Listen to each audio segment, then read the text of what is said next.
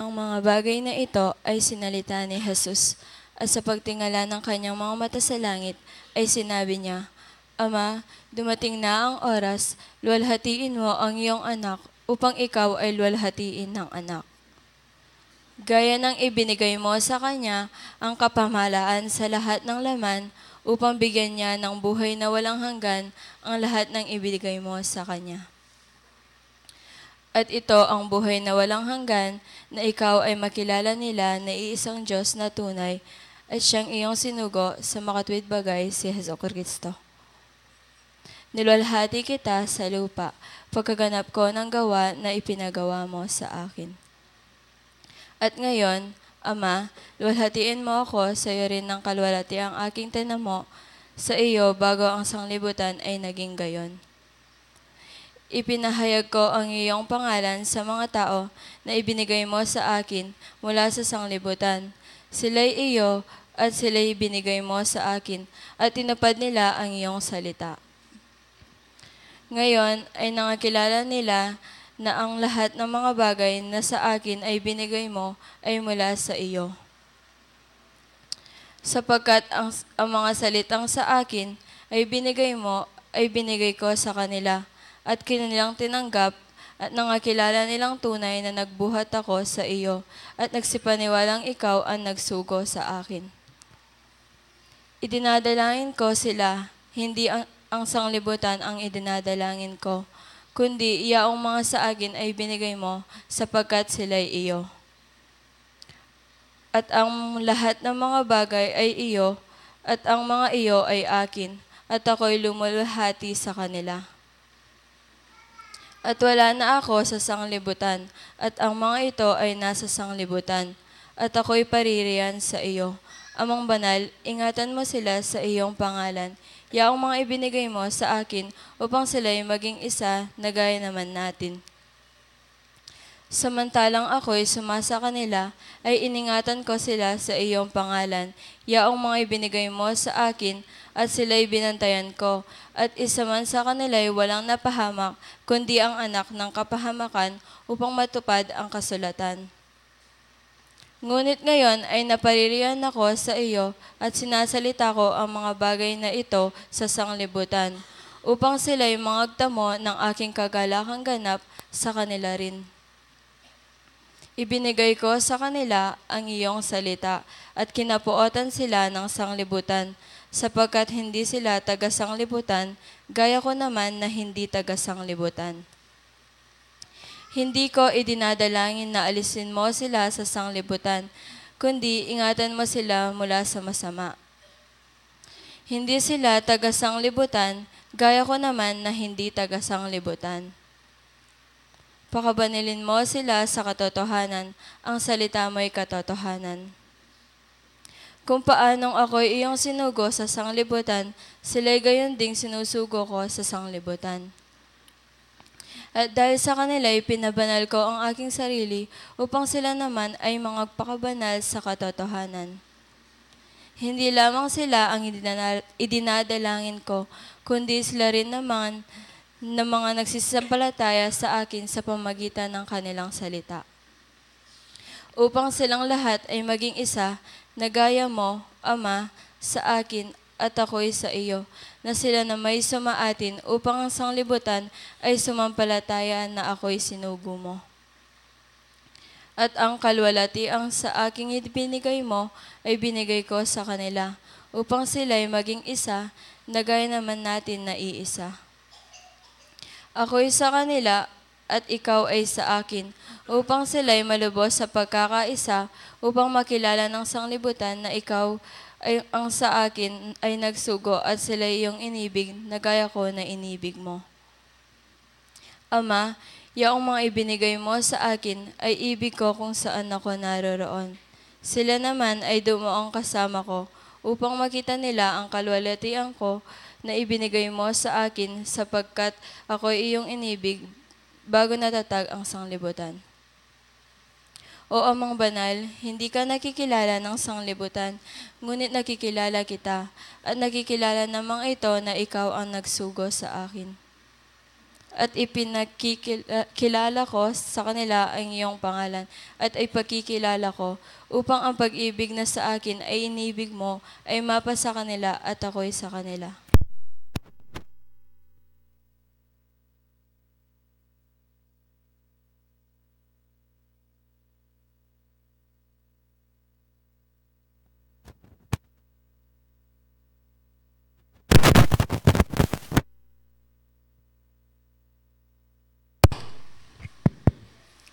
Ay ko pong kayang luwal lungkop na ko po kayo ni magumpisyata na po. Mamaya pa mo po. Banalay pami.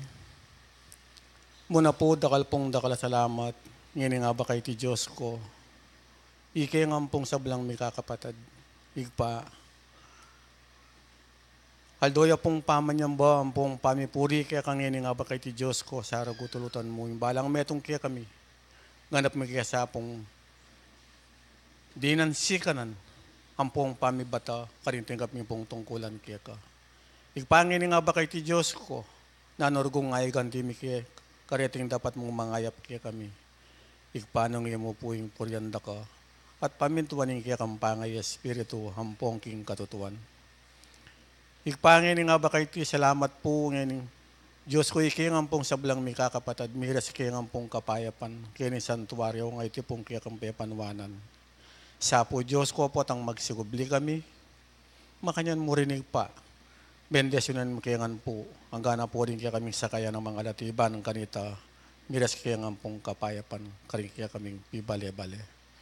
Igpanong nino man sarago kaya kami ngeni, ng ating bitbitakay na ng pong kapanandaman, Diyos ko, sarago, makanyan sa pong mga baklas itiban kanita ipaitang kasangkanan ipa. Ergo malyaring manatili karing kekeng balang sarili.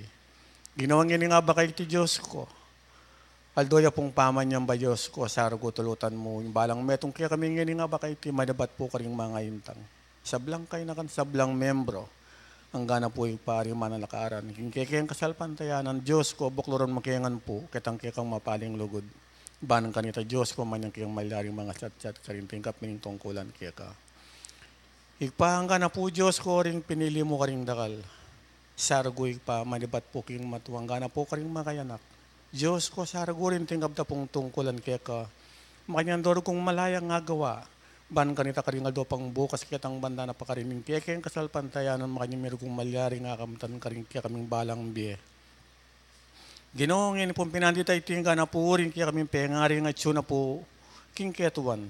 Diyos ko hanggang na po rin nga tso po karing gamit dari mga biyas. Hanggang na po karing sarasarili dang pibale-bale. Igpaiwang may po itang gamat mong mananapisan mo ng pong lima. Hanggang na po inikinig ang bale na niyang punan. Diyos ko sarago tulutan mo. Ban kanita man yung kiyang lalong maigit mga patibayan. Karinting kaping tungkulan kaya ka. Igpangin yung pinandita iti Diyos ko, hila puri tiring kikeng samu kaya ka, ang nga bak Diyos ko, sargo makanyan mo pong tanggapan. At makanyan minemang pong tanggapan tang malmong bendesyon ang pong pamipala. Ipapamilit kami po yung sabla kaya ka magpakapilan man. Iya nasa po. Salamat po.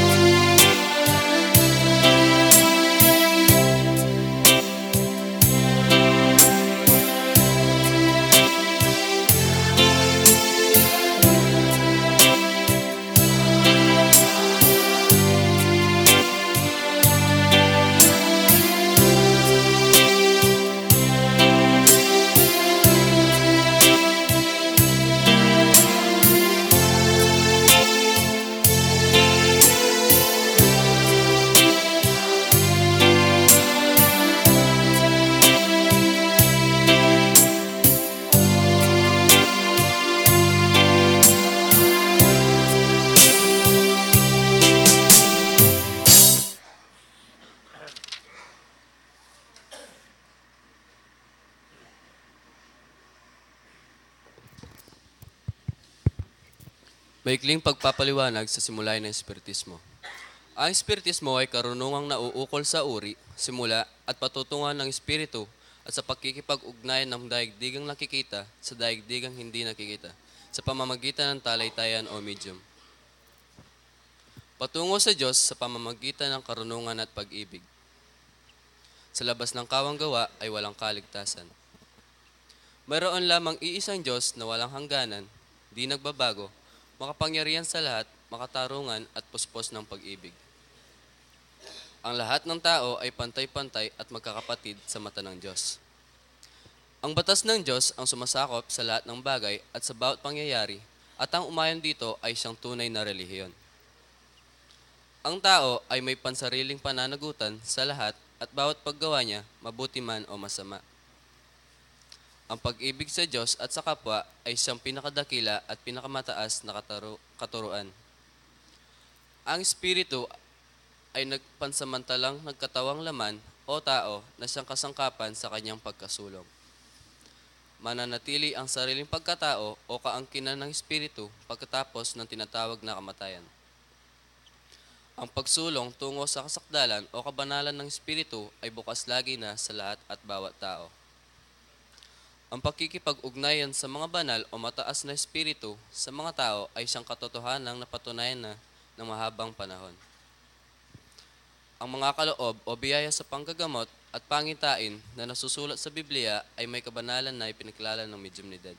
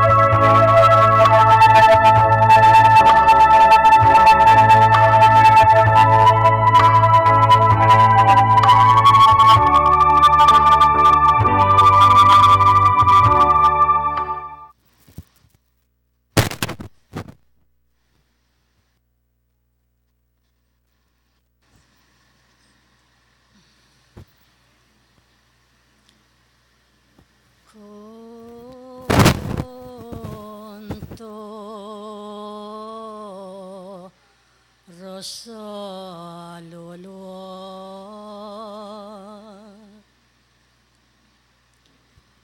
Ing po makiramdam